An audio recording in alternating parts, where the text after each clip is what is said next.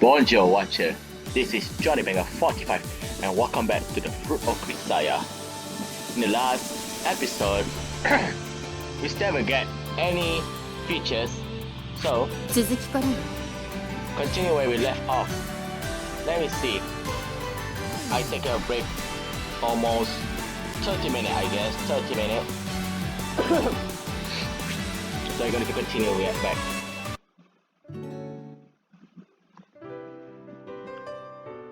Having successfully passed through the storm of frenzy, meaningless excitement, I make my way back to the lobby alone. Sinking deeply into the sofa, I think back over my conversation with Sakaki. Sure didn't see that one coming. I still having a hard time wrapping my head around it. I mean, for the first couple of days there, the girl was so furious about being guarded that she does off her treasure sword, the legendary boss cutter of rap. Maybe she just realized that she is in real danger here. When threatened by a mysterious menace, it's only natural to grow uncertain and fearful. At present, I suppose I'm the only means she has to relieve that anxious even a little. From that perspective, I guess it's realism enough. Sakaki basically a rational person. I can understand how she swallowed her pride and make this choice after carefully weighing the alternatives. Whatever the case may be, I now have her proposed approval. That should make it easier to continue protecting her as I planned from the start. No need to look a gift horse in the mouth. Since she hired me, I have to earn my salary. Pushing myself out in the sofa, I glance down at my watch. There's still plenty of time before Sakaki will be heading out to draw her pictures. Guess I will go run for a while. The tracks are just getting steady starting out now, getting back up. That just means I have to intensify my training to batch. After a light warm up, I slap my hands to get in there and then push my way out in front of the door at the jog. And today, as usual, our mysterious friends make their appearance. However, something is clearly different this time. From the moment they spotted me, the man is oddly flustered. Many of them appear to have got a cold face. One or two take out cell phones and try to contact someone. Oi! 例のやつまだいるじゃないか。聞いてないぞ。お前は外したと言っていただろう。I wonder where they heard a thing like that. I got a feeling this might have something to do with the JB's evasiveness earlier. Whatever the case, the man takes much longer than usual to approach me. 構わねえ。とにかくやれ。やっちまえばいいんだ。Are you sure you can take me out?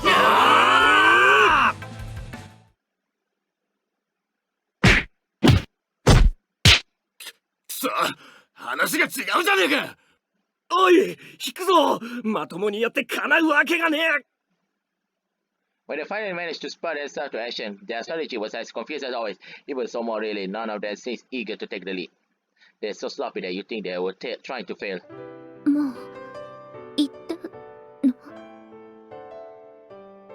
Sakaki calls out timidly from behind me, slowly opening her eyes.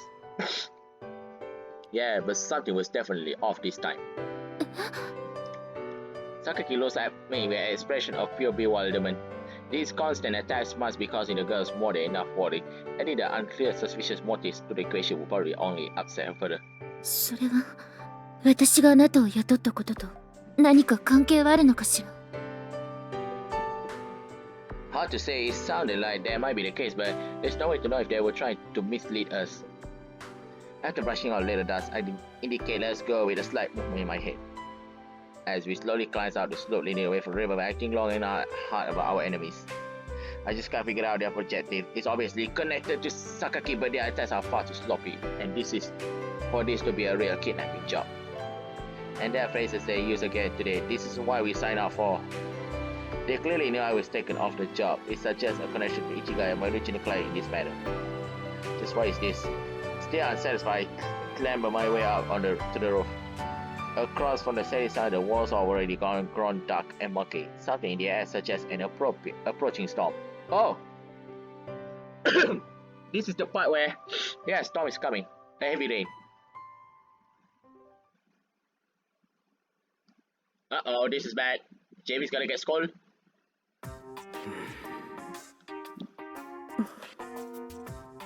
何か申し開きすることはあるかね。私どもに後ろ暗い話など一切ございませんが。とぼけるのもいい加減にあなた方に排除するよう申し付けた例の風見何がしとかいうチンピラ。相変わらず由美子の周りでうろちょろしているそうではないか。しかも私の立てた計画においてもことごとく邪魔ばかりしている。これでもなお何もしていないというなどずうずうしいにも程があるだろう。私は正式に風見雄二に対して護衛の任を解くよう伝えました。当組織の規律及び当人の性格から命令違反は考えられません。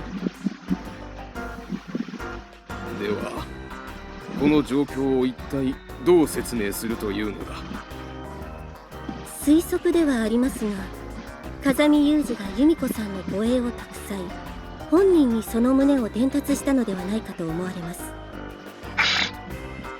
その上で不安に思った由美子さんから個人的なものとして風見雄二に護衛をする旨の依頼があったのではないだろうかと。仮にそのようなことがあったとしても断るのが当然だろう。それは社長のおっしゃる当然です。私はその当然を先日お伺いした際に尋ねられなかったので、そのようにしなかっただけです。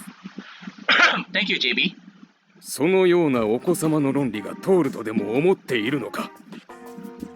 子供でも大人でも約束や命令は絶対だと私どもは考えます。もういい、帰りたまえ。はい、失礼します。娘の件だが、市ヶ谷の連中が妙な動きをするようになった。いかがいたしましょうか。腕の立つ人間を揃えてくれ。多少荒っぽいことをしても構わん。わかりました。妨害する者への排除について生死は問わないと捉えてよろしいでしょうか。 Let the force. You're going to use guns. Sure of it. You're going to use guns that shot Yuji down. Oh my. ああ、仮にそうなったとしても問題はない。存分にやれ。了解いたしました。少々お時間をいただくかと思います。急いでくれ。準備が整うまでは襲撃も一旦休止しろ。はい、ではそのように。おとなしく従っていればいいものを。ユミコめ。It's been several days since I came to Sakaki's employ. Strangely enough, there's been largely peaceful. That confusion counter hit me this every highway was the last time those people try anything. That doesn't mean they're giving up. Of course, more likely they withdraw for a moment to prepare a more decisive move. I can afford to be a little less vigilant, but I'm careful not to let my guard down entirely. Come to think of it, why are you always wearing the school uniform?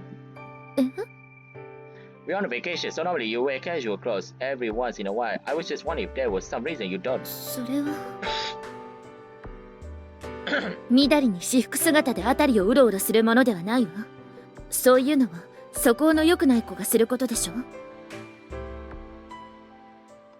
Then I guess everyone else in our school is a juvenile delinquent in the making, eh? 他の子たちは知らないわ。私は前の学園でそう教えられたからそうしているだけ。人にそれを押し付けるようなつもりもないわ。 I see. Sakaki's grown calm enough to humor me with pointless small talk of this sort. She seems much less tense after several days without violent interruptions, probably because there's no need for constant wariness. The movement of her pencil appears to have grown smoother as well. All of a sudden, her hand stops moving. With a brief exhalation of breath, she glanced over at me out of the corner of her eye. What's wrong? You notice something? Turning her face away at my words, Sakaki curls her body forward over her sketchbook. ありがとう。 Her voice is almost small enough to be lost in the wind, but I heard it clearly enough. What was that? あなたがこうして護衛してくれるから安心して絵に集中することができるわ。 Sakaki? いや、というよりもあなたがいるからというわけでもないのだけれど。Is that to confess a love? This is suspicious. また何か。 Well, I mean, a thank you like this from Sakaki of all people. Don't tell me, is that why nothing's been happening the last few weeks, few days? は I see, it's all face. Sakaki's already been kidnapped and the person sitting in front of me is an imposter. A classic trick, but you just gave yourself away. What have you done with Sakaki? If you're not planning to talk, I'm prepared to... 私はここにいるわよ。ボケるのもいい加減にしてちょうだい。 Sakaki, is that you after all? 今の一言で気づくとか、本当にバカにしてるのね。 What do you mean by that? I'm only considering every possibility scenario, so I can respond to minor abnormalities before. もういいわよ。お仕事お疲れ様ね。 What are you so angry about? She seems to be in an unusually good mood just a minute ago, but now she's in full sulking mode. For all the severe lectures I have received from JB and the others regarding the treatment of women, you see I still have a great deal of room for improvement when it comes to interactions with females in my own age group. Suddenly, I closed my eyes for a moment. Honestly, if only the sky would give me a little advance warning, I wouldn't get struck by lightning at such random moments. Huh? A flood of water against my forehead brings me back to reality. I raise my head and look at the skies. Seriously, at some point it fills up with angry grey rain clouds. I noticed it was a little overcast, but I had expected such a sudden and dramatic turn for the worse. For a moment I considered attribute the abrupt storm. Sakaki's out-of-character remarks disturbing the balance of the universe, but I have a feeling she wouldn't appreciate the cat. 大変。急いで帰らないと。 Sakaki immediately begins to push her art supplies back to her tote bag, but the rain indifferent of our concern rapidly intensified. このままだと帰る頃には濡れネズミになりそうね。 With a slight archier expression that reveals her for the avid reader she is, Sakaki accurately forecasts an unfortunate future. Guess there's nothing for it. Let's flip this out over there. I point out the bridge that stands comparatively nearby. It was just part of the scenery antenna, but at the moment it's our best option for the shelter from the rain. 鉄橋？ Yeah, come on. I think it's best to run. Leading Sakaki along the river area to the bridge as the rain grows steadily strong. She follows close behind, her vest protecting the cuts to her chest.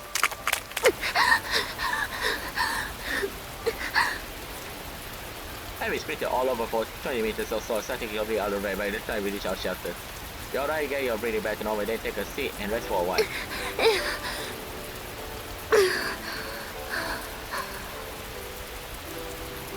The area under the bridge quickly falls into shadow. Even the faint light trickling through cracks in the storm clouds can reach us through the heavy iron cover. Fortunately, it seems to be more or less in the country. There isn't much junk littering in the area compared to what you find in the city. Sometimes an anti-model or can roll on it by real bit, but that's about it. Sakaki and I brush out a little layer of dirt from the bare concrete foundation of the bridge, then set ourselves down to wait out the storm.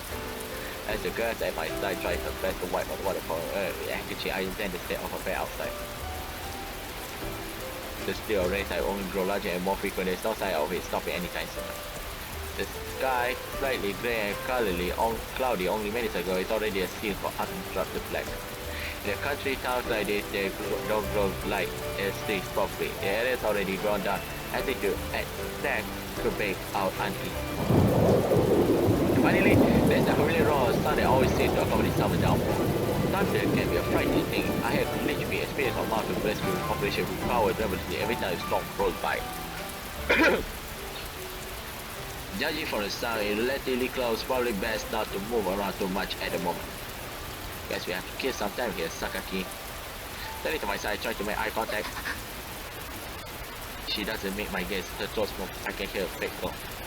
Come to think of it, this girl has an unexpected fearful sight. Should probably reassure her it can't strike us here. But just as I open my mouth to speak...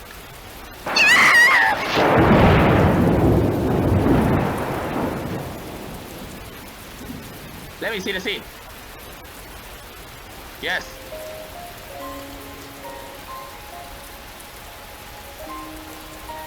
Oh my. Yes. This is why we was waiting for. Sakaki Yumiko doesn't let any other people touch her, and it's completely unthinkable that she touched them herself. When rain falls on her head, she brushes it off. When the wind blows in her face, she falls away stubbornly through. That's the first I thought she was. And that's why this will feel real for me. Especially after those strangely sweet words of thanks from before, it feels like I have stepped into some oddly realistic dream. I see, since you're really quite the skeleton cat, Sakaki. I understood quickly enough. It'd be easier to pretend that was the reason. But the fact of the matter is, it's hard to blame this on her naturally fearful side. Sometimes, something else stands that taking hold of the young woman trembling in my arms, something powerful and difficult to understand. Sakaki, it's still fairly warm. We're close our way we drink, only natural that her body temperature will fall. I try to convince myself that it's the only reason Sakaki tremble, but it doesn't quite work.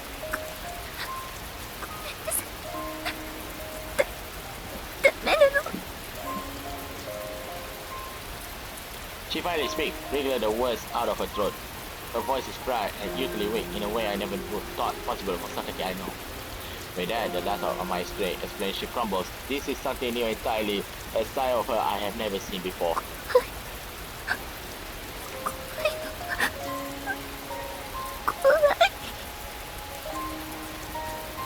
Sakaki cowering in terror.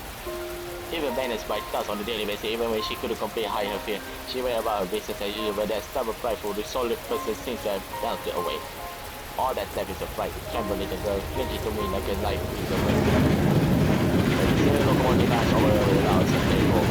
The water that has carried on top of it, very around as she she dies on top of my body completely morning that the step body from the away from the Sunday past.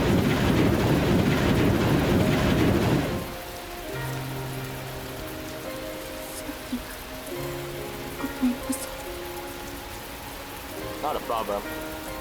I can't bring myself to ask her anything. There was obviously something behind Sakaki's behavior, but it was such a strong reaction that it feels wrong to ask out of mere curiosity. The rain stand heavily on the bridge above, the wind whistled loudly by outside, something driving water into us from the side. But now that the thunder has passed, Sakaki seems to be gradually regaining her calm. 雷はどうしてもダメなの。 Suddenly closing, Sakaki stares out into my eyes. あなたはどうしてそう強いの。 I might look strong to you, but I never thought of myself that way. 強いわよ。こうやって一人で生きていけているじゃない。私みたいに外に壁ばかり作っておきながら内側がボロボロな人間と違って。 On my own, あ huh? なたにこういうことを頼むのは申し訳ないけれ What is it? Go ahead. ど欲しいことがあるの。いいかしら。 I told you before, did I? If you want to talk, I'm willing to listen. Sakaki nods and in that same small, soft tone, she begins to tell me about herself. The rain shows no sign of letting out. Her quiet voice flows past me and dissolves into the deepening darkness. The weakness of those words seems to echo the fragility of the girl in my arms.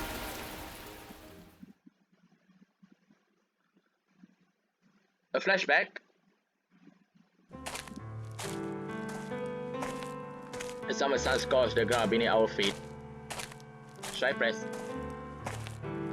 In the heart of the ancient capital, we walk out here following the road away from the station eastern city. I was talking casually or trivial ねえお things. 母さん、昨日ね、家の窓の外にワンちゃんがいたの。 Yes, this is a flashback. Looking at the person holding my hand, I smile. そう。 In contrast to my cheerful chattering, the woman walking at my side had a clouded expression on her face. Her profile was beautiful but cold, almost like that of a marble statue. 私の方を見たからね、手を振ったの。そしたらワンちゃんもこっちを向いたの。 Yumiko used to be a cheerful girl, but somehow, because of her family matters, she became like that, I guess. そう。 The same word repeated at the same time as if she was playing back a recording. Not understanding what that signified, I continued to speak. 私がいるってちゃんと分かったみたいなの。それでね。 That trivial little must have made me very happy because I just kept talking. Sentence flowing to sentence, we barely put a pause and break between. Matching the rhythm of my skipping steps, I patted it faster and faster, filled with innocent あの excitement. ねユミコ。 First, her feet came to a stop, and without turning to look at me, her face is still in profile. My mother finally answered. ごめんね。ちょっと静かにしててくれるかしら。What? A quiet voice emerged only to melt away to the quacking of the cicada. Two pleasures, the skipping and the conversation abruptly taken from me. I hesitated, uncertain, not sure where to direct my gaze. But soon I found a clear path forward. My hesitation gave way to a reply. ごめんなさいお母さん It was a phrase, I'm sorry. How many times I had spoken those words by then?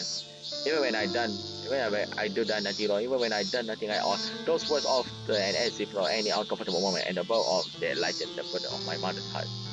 Mostly those words had always those the best of me. Been the best that I could do at the times like those. ごめんねユミコ And my mother turned over me in the same soft words of apologize. In retrospect, it might be better when I have been her fault that I developed a habit of relying on the words I'm sorry. She spoke the phrase so frequently, it was probably only natural that I began to imitate her. 行きましょう A cold profile, rigid face, locked in position, never turning to me.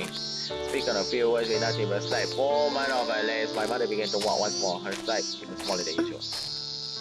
Then I stepped forward at my mother's side, slipping halfway under the shadow cast by a platform. The shade swayed with her eyes, the bizarre sun flickering before my eyes like a movie shot on cheap fire.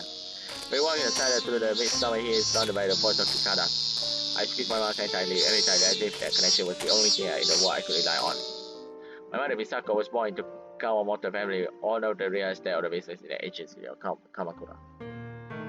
After graduating from university, After graduating from university, she accepted an arrangement marriage to my father Sakaki Michiaki. She was 25 years old. The Kawamoto was small and older, and their faces has fallen into financial problems. When their only daughter married the young president of East Beach Railway, a company has to take complete control of the regional railway network. The Kawamoto family treated as a medical competitor to winning a lottery. お帰りなさいませ Welcome home. あああなたお食事はもう済ませた。いつものことを毎度毎度聞くんじゃない。着替えははい用意してありますすぐに支度する。30分後に出るから玄関に出して小島に渡しておいてくれ。I see now why Yumiko hated her father. はい お父さん My father was a complete workaholic with more than one house to return to. He only came to see us once a week and never stayed longer than an hour. At that point, I had so much as I had a conversation with him. All I could remember was a brief moment of eyes contact in the hallway we passed by each other. I can still remember the way he looked at me. There was no emotion in his gaze, not even contact, almost as if he didn't even realize something was there. His eyes were frightening, empty. My room in that house was spoiledly large. Spacious as it was, it hadn't been made for a child to live in. The bed and closet were boarded outside. For the most part, it looked like nothing more than another guest room. The child at her size purchased assortment of stuffed animals and toys. These were the only objects that suggest otherwise, and they felt deeply out of ど place. んな挨拶をしたらお父さん返事してくれるのかな Oh, I passed already time. Sorry, my friend. Thank you for watching my video. We're gonna continue this in the next episode. My video is just for fun. Don't take up the diseases, okay? Let's say the magic word. Oh, we have a choice here. And here. So we're gonna save here. This time we're gonna use one. Yes, let's say the magic word. Adios e famosa. Lost day 1.